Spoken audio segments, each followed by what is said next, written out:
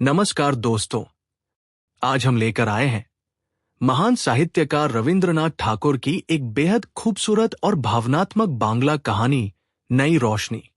ये कहानी हमें जिंदगी में बदलाव, उम्मीद और इंसानी रिश्तों की गहराई को समझने का एक नया नजरिया देती है। तो आइए इस दिल को छू लेने वाली कहानी को साथ मिलकर सुनते हैं। बाबू अनाथ बंधु बीए में पढ़ते थे, परंतु कई वर्षों से निरंतर फेल हो रहे थे। उनके संबंधियों का विचार था कि वह इस वर्ष अवश्य उत्तीर्ण हो जाएंगे, पर इस वर्ष उन्होंने परीक्षा देना ही उचित न समझा। इसी वर्ष बाबू अनाथ बंधु का विवाह हुआ था। भगवान की कृपा से वधू सुंदर सच्चरित्रा मिली थी। उसका नाम विंध्यवासिनी था, किंतु अनाथ बाबू को इस हिंदुस्तानी नाम से घृणा थी। पत्नी को भी वह विशेषताओं और सुंदरता में अपने योग्य न समझते थे, परंतु विंध्यवासिनी के हृदय में हर्ष की सीमा न थी। दूसरे पुरुषों की अपेक्षा वह अपने पति को सर्वोत्तम समझती थी। ऐसा मालूम होता था कि किसी धर्म में आस्था रखने वाले श्रद्धालु व्यक्ति की भांति वह अपने हृदय के सिंहासन पर स्वामी की मूर्ति सजाकर सर्वदा उसी की पूजा किया करती थी। इधर अनाथ बंधु की सुनिए, वो न जाने क्यों हर समय उससे रुष्ट रहते और तीखे कड़वे शब्दों से उसके प्रेम भरे मन को हर संभव ढंग पर जख्मी करते रहते। अपनी मित्र मंडली में भी वो उस बेचारी को घृणा के साथ स्मरण करते। जिन दिनों अनाथ बंधु कॉलेज में पढ़ते थे, उनका निवास ससुराल में ही था। परीक्षा का समय आया, किंतु उन्होंने परीक्षा दिए बगैर ही कॉलेज छोड़ दिया। इस घटना पर अन्य व्यक्तियों की अपेक्षा विंध्यवासिनी को अधिक दुख हुआ। रात के समय उसने विनम्रता के साथ कहना आरंभ किया, प्राणनाथ, आपने पढ़ना क्यों छोड़ दिया? थोड़े दिनों का कष्ट सह लेना कोई कठिन बात न थी। पढ़ना लिखना कोई बुरी बात तो नहीं है। पत्नी की इतनी बात सुनकर अनाथ बंधु के मिजाज का पारा 120 डिग्री तक पहुंच गया। बिगड़कर कहने लगे, पढ़ने लिखने से क्या मनुष्य के 4 हाथ पांव हो जाते हैं? जो व्यक्ति पढ़ लिख कर अपना स्वास्थ्य खो बैठते हैं, उनकी दशा अंत में बहुत बुरी होती है। पति का उत्तर सुनकर विंध्यवासिनी ने इस प्रकार स्वयं को सांत्वना दी, जो मनुष्य गधे या बैल की भांति कठिन परिश्रम करके किसी न किसी प्रकार सफल भी हो गए, परंतु कुछ न बन सके तो फिर उनका सफल होना न होना बराबर है। इसके दूसरे दिन पड़ोस में रहने वाली सहेली कमला विंध्यवासिनी को एक समाचार सुनाने आई। उसने कहा, आज हमारे भाई बीए की परीक्षा में उत्तीर्ण हो गए। उनको बहुत कठिन परिश्रम करना पड़ा, किंतु भगवान की कृपा से परिश्रम सफल हुआ। कमला की बात सुनकर विंध्य ने समझा कि पति की हंसी उड़ाने को कह रही है। वह सहन कर गई और दबी आवाज से कहने लगी, बहन, मनुष्य के लिए बीए पास कर लेना कोई कठिन बात नहीं, परंतु बीए पास कर लेने से होता क्या है? विदेशों में लोग बीए और एमए पास व्यक्तियों को घृणा की दृष्टि से देखते हैं। विंध्यवासिनी ने जो बातें कमला से कही थी, वे सब उसने अपने पति से सुनी थी। नहीं तो उस बेचारी को विलायत का हाल क्या मालूम था। कमला आई तो थी हर्ष का समाचार सुनाने, किंतु अपनी प्रिय सहेली के मुख से ऐसे शब्द सुनकर उसको बहुत दुख हुआ। परंतु समझदार लड़की थी, उसने अपने हृदयगत भाव प्रकट न होने दिए। उल्टा विनम्र होकर बोली, बहन, मेरा भाई तो विलायत गया ही नहीं, और न मेरा विवाह ऐसे व्यक्ति से हुआ है जो विलायत होकर आया हो, इसलिए विलायत का हाल मुझे कैसे मालूम हो सकता है? इतना कहकर कमला अपने घर चली गई। किंतु कमला का विनम्र स्वर होते हुए भी ये बातें विंध्य को अत्यंत कटु प्रतीत हुई। वो उनका उत्तर तो क्या देती, हाँ, एकांत में बैठकर रोने लगी। इसके कुछ दिनों पश्चात एक अजीब घटना घटित हुई जो विशेषतः वर्णन करने योग्य है। कलकत्ता से एक धनवान व्यक्ति, जो विंध्य के पिता राजकुमार के मित्र थे, अपने कुटुंब सहित आए और राजकुमार बाबू के घर अतिथि बनकर रहने लगे। चूंकि उनके साथ कई आदमी और नौकर चाकर थे, इसलिए जगह बनाने को राजकुमार बाबू ने अनाथ बंधु वाला कमरा भी उनको सौंप दिया और अनाथ बंधु के लिए एक और छोटा सा कमरा साफ कर दिया। ये बात अनाथ बंधु को बहुत बुरी लगी। तीव्र क्रोध की दशा में वो विंध्यवासिनी के पास गए और ससुराल की बुराई करने लगे। साथ ही साथ उस निरपराधिनी को दो चार बातें सुनाई। विंध्य बहुत व्याकुल और चिंतित हुई, किंतु वह मूर्ख न थी। उसके लिए अपने पिता को दोषी ठहराना योग्य न था, किंतु पति को कह सुनकर ठंडा किया। इसके बाद एक दिन अवसर पाकर उसने पति से कहा कि अब यहां रहना ठीक नहीं, आप मुझे अपने घर ले चलिए। इस स्थान पर रहने में सम्मान नहीं है। अनाथ बंधु परले सिरे के घमंडी व्यक्ति थे। उनमें दूरदर्शिता की भावना बहुत कम थी। अपने घर पर कष्ट से रहने की अपेक्षा उन्होंने ससुराल का अपमान सहना अच्छा समझा, इसलिए आनाकानी करने लगे। किंतु विंध्यवासिनी ने न माना और कहने लगी, यदि आप जाना नहीं चाहते तो मुझे अकेली भेज दीजिए, कम से कम मैं ऐसा अपमान सहन नहीं कर सकती। इस पर अनाथ बंधु विवश हो घर जाने को तैयार हो गए। चलते समय माता पिता ने विंध्य से कुछ दिनों और रहने के लिए कहा, किंतु विंध्य ने कुछ उत्तर न दिया। ये देखकर माता पिता के हृदय में शंका हुई। उन्होंने कहा, बेटी विंध्य, यदि हमसे कोई ऐसी वैसी बात हुई हो तो उसे भुला देना। बेटी ने नम्रतापूर्वक पिता के मुंह की ओर देखा, फिर कहने लगी, पिताजी, हम आपके ऋण से कभी उऋण नहीं हो सकते। हमारे दिन सुख से बीते। और कहते कहते विंध्य का गला भर आया, आंखों से आंसू से बहने लगे। इसके पश्चात उसने हाथ जोड़कर माता पिता से विदा चाही और सबको रोता हुआ छोड़कर पति के साथ चल दी। कलकत्ता के धनवान और ग्रामीण जमींदारों में बहुत बड़ा अंतर है। जो व्यक्ति सर्वदा नगर में रहा हो उसे गांव में रहना अच्छा नहीं लगता। किंतु विंध्य ने पहली बार नगर से बाहर कदम रखने पर भी किसी प्रकार का कष्ट प्रकट न किया, बल्कि ससुराल में हर प्रकार से प्रसन्न रहने लगी। इतना ही नहीं, उसने अपनी नारी सुलभचतुरता से बहुत शीघ्र अपनी सास का मन मोह लिया। ग्रामीण स्त्रियां उसके गुणों को देखकर प्रसन्न होती थी, परंतु सब कुछ होते हुए भी विंध्य प्रसन्न न थी। अनाथ बंधु के 3 भाई और थे, 2 छोटे एक बड़ा। बड़े भाई परदेश में 50 रुपए के नौकर थे। इससे अनाथ बंधु के घरबार का खर्च चलता था। छोटे भाई अभी स्कूल में पढ़ते थे।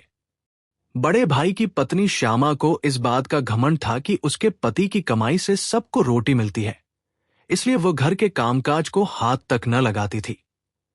इसके कुछ दिनों पश्चात बड़े भाई छुट्टी लेकर घर आए। रात को श्यामा ने पति से भाई और भौजाई की शिकायत की। पहले तो पति ने उसकी बातों को हंसी में उड़ा दिया, परंतु जब उसने कई बार कहा तो उन्होंने अनाथ बंधु को बुलाया और कहने लगे, भाई, 50 रुपए में हम सबका गृहस्थ नहीं चल सकता। अब तुमको भी नौकरी की चिंता करनी चाहिए। ये शब्द उन्होंने बड़े प्यार से कहे थे, परंतु अनाथ बंधु बिगड़कर बोले, भाई साहब, 2 मुट्ठी भर अन्न के लिए आप इतने रुष्ट होते हैं। नौकरी तलाश करना कोई बड़ी बात नहीं, किंतु हमसे किसी की गुलामी नहीं हो सकती। इतना कहकर वो भाई के पास से चले आए। इन्हीं दिनों गांव के स्कूल में 3rd मास्टर का स्थान खाली हुआ था। अनाथ बंधु की पत्नी और उनके बड़े भाई ने उस स्थान पर उनसे काम करने के लिए बहुत कहा, किंतु उन्होंने ऐसी तुच्छ नौकरी स्वीकार न की। अब तो अनाथ बंधु को केवल विलायत जाने की धुन समाई हुई थी। एक दिन अपनी पत्नी से कहने लगे, देखो, आजकल विलायत गए बिना मनुष्य का सम्मान नहीं होता और न अच्छी नौकरी मिल सकती है, इसलिए हमारा विलायत जाना आवश्यक है। तुम अपने पिता से कहकर कुछ रुपया मंगा दो तो हम चले जाएं। विलायत जाने की बात सुनकर विंध्य को बहुत दुख हुआ। पिता के घर से रुपया मंगाने की बात से बेचारी की जान ही निकल गई। दुर्गा पूजा के दिन समीप आए तो विंध्य के पिता ने बेटी और दामाद को बुलाने के लिए आदमी भेजा। विंध्य खुशी खुशी मैके आई। मां ने बेटी और दामाद को रहने के लिए अपना कमरा दे दिया। दुर्गा पूजा की रात को ये सोचकर कि पति न जाने कब वापस आए, विंध्य प्रतीक्षा करते करते सो गई। सुबह उठी तो उसने अनाथ बंधु को कमरे में न पाया। उठकर देखा तो मां का लोहे का संदूक खुला पड़ा था।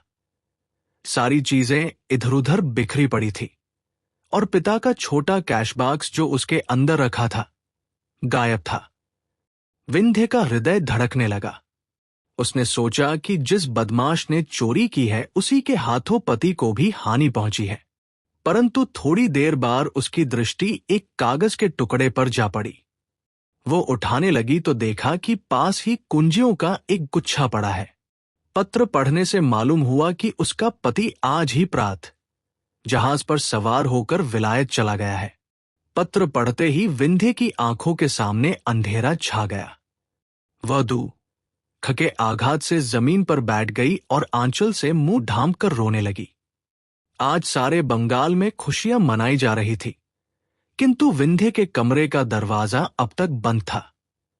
इसका कारण जानने के लिए विंध्य की सहेली कमला ने दरवाजा खटखटाना आरंभ किया, किंतु अंदर से कोई उत्तर न मिला तो वो दौड़कर विंध्य की मां को बुला लाई। मां ने बाहर खड़ी होकर आवाज दी, विंध्य, अंदर क्या कर रही है? दरवाजा तो खोल बेटी। मां की आवाज पहचान कर विंध्य ने झट आंसुओं को पोंछ डाला और कहा, माताजी, पिताजी को बुला लो। इससे मां बहुत घबराई, अतः उसने तुरंत पति को बुलवाया। राजकुमार बाबू के आने पर विंध्य ने दरवाजा खोल दिया और माता पिता को अंदर बुलाकर फिर दरवाजा बंद कर लिया। राजकुमार ने घबराकर पूछा, विंध्य, क्या बात है? तू रुक क्यों रही है? ये सुनते ही विंध्य पिता के चरणों में गिर पड़ी और कहने लगी, पिताजी, मेरी दशा पर दया करो। मैंने आपका रुपया चुराया है। राजकुमार आश्चर्यचकित रह गए। उसी हालत में विंध्य ने फिर हाथ जोड़कर कहा, पिताजी, इस अभागिन का अपराध क्षमा कीजिए। स्वामी को विलायत भेजने के लिए मैंने यह नीच कर्म किया है। अब राजकुमार को बहुत क्रोध आया। डांटकर बोला, दुष्ट लड़की, यदि तुझको रुपए की आवश्यकता थी तो हमसे क्यों न कहा? विंध्य ने डरते डरते उत्तर दिया, पिताजी, आप उनको विलायत जाने के लिए रुपया न देते।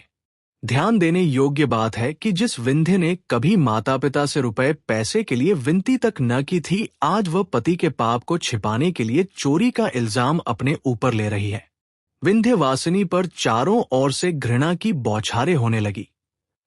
बेचारी सब कुछ सुनती रही, किंतु मौन थी। तीव्र क्रोधावेश की दशा में राजकुमार ने बेटी को ससुराल भेज दिया। इसके बाद समय बीतता गया, किंतु अनाथ बंधु ने विंध्य को कोई पत्र न लिखा और न अपनी मां की ही कोई सुध-बुध ली। पर जब आखिरकार सब रुपए जो उनके पास थे खर्च हो गए तो बहुत ही घबराए और विंध्य के पास एक तार भेजकर तकाजा किया। विंध्य ने तार पाते ही अपने बहुमूल्य आभूषण बेच डाले और उनसे जो मिला वो अनाथ बाबू को भेज दिया। अब क्या था, जब कभी रुपयों की आवश्यकता होती वह झट विंध्य को लिख देते और विंध्य से जिस तरह बन पड़ता, अपने रहस्य आभूषण बेचकर उनकी आवश्यकताओं को पूरा करती रहती। यहां तक कि बेचारी गरीब के पास कांच की 2 चूड़ियों के सिवाय कुछ भी शेष न रहा। अब अभागी विंध्य के लिए संसार में कोई सुख शेष न रहा था। संभव था वह किसी दिन दुखी हालत में आत्महत्या कर लेती, किंतु वह सोचती कि मैं स्वतंत्र नहीं, अनाथ बंधु मेरे स्वामी हैं। इसलिए कष्ट सहते हुए भी वह जीवन के दुख उठाने पर विवश थी।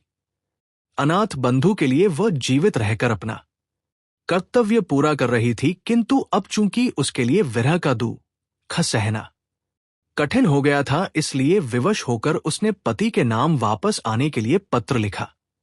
इसके थोड़े दिनों बाद अनाथ बंधु बैरिस्ट्री पास करके साहब बहादुर बने हुए वापस लौट आए, परंतु देहात में बैरिस्टर साहब का निर्वाह होना कठिन था, इसलिए पास ही एक कस्बे में होटल का आश्रय लेना पड़ा। विलायत में रहकर अनाथ बंधु के रहन सहन में बहुत अंतर आ गया था। वह ग्रामीणों से घृणा करते थे। उनके खानपान और रहन सहन के तरीकों से यह भी मालूम ना होता था कि वो अंग्रेज है या हिंदुस्तानी। विंध्य ये सुनकर बहुत प्रसन्न हुई कि स्वामी बैरिस्टर होकर आए हैं, किंतु मां उसकी बिगड़ी हुई आदतों को देखकर बहुत व्याकुल हुई। अंत में उसने भी ये सोचकर दिल को समझा लिया कि आजकल का जमाना ही ऐसा है, इसमें अनाथ बंधु का क्या दोष। इसके कुछ समय पश्चात एक बहुत ही दर्द से भरी घटना घटित हुई। बाबू राजकुमार अपने कुटुंब सहित नाव पर सवार होकर कहीं जा रहे थे कि सहसा नौका जहाज से टकराकर गंगा में डूब गई। राजकुमार तो किसी प्रकार बच गए, किंतु उनकी पत्नी और पुत्र का कहीं पता न लगा। अब उनके कुटुंब में विंध्य के सिवाय कोई दूसरा शेष न रहा था। इस दुर्घटना के पश्चात एक दिन राजकुमार बाबू विकल अवस्था में अनाथ बंधु से मिलने आए। दोनों में कुछ देर तक बातचीत होती रही। अंत में राजकुमार ने कहा, जो कुछ होना था सो तो हुआ। अब प्रायश्चित करके अपनी जाति में सम्मिलित हो जाना चाहिए, क्योंकि तुम्हारे सिवाय अब दुनिया में हमारा कोई नहीं। बेटा या दामाद जो कुछ भी हो, अब तुम हो। अनाथ बंधु ने प्रायश्चित करना स्वीकार कर लिया। पंडितों से सलाह ली गई तो उन्होंने कहा, यदि इन्होंने विलायत में रहकर मांस नहीं खाया है तो इनकी शुद्धि वेद मंत्रों द्वारा की जा सकती है। ये समाचार सुनकर विंध्य हर्ष से खुली न समाई और अपना सारा दुख भूल गई। आखिर एक दिन प्रायश्चित की रस्म अदा करने के लिए निश्चित किया गया। बड़े आनंद का समय था। चहुं ओर वेद मंत्रों की गूंज सुनाई देती थी। प्रायश्चित के पश्चात ब्राह्मणों को भोजन कराया गया और इसके परिणाम स्वरूप बाबू अनाथ बंधु नए सिरे से बिरादरी में सम्मिलित कर लिए गए। परंतु ठीक उसी समय राजकुमार बाबू ब्राह्मणों को दक्षिणा दे रहे थे। एक नौकर ने कार्ड लिए हुए घर में प्रवेश किया और राजकुमार से कहने लगा, बाबूजी, एक मेम आई है। मेम का नाम सुनते ही राजकुमार बाबू चकराए। कार्ड पढ़ा। उस पर लिखा था, मिसेज अनाथ बंधु सरकार। इससे पहले कि राजकुमार बाबू हां या न में कुछ उत्तर देते, एक गोरे रंग की यूरोपियन युवती खटखट करती अंदर आ उपस्थित हुई। पंडितों ने उसको देखा तो दक्षिणा लेनी भूल गए। घबराकर जिधर जिसके सींग समाये निकल गए। इधर मैम साहिबा ने जब अनाथ बंधु को न देखा तो बहुत विकल हुई और उनका नाम ले लेकर आवाजें देने लगी। इतने में अनाथ बंधु कमरे से बाहर निकले। उन्हें देखते ही मैम साहिबा माई डियर कहकर झट उनसे लिपट गई। यह दशा देखकर घर के पुरोहित भी अपना बोरिया बंधना संभाल कर विदा हो गए। उन्होंने पीछे मुड़कर भी न देखा।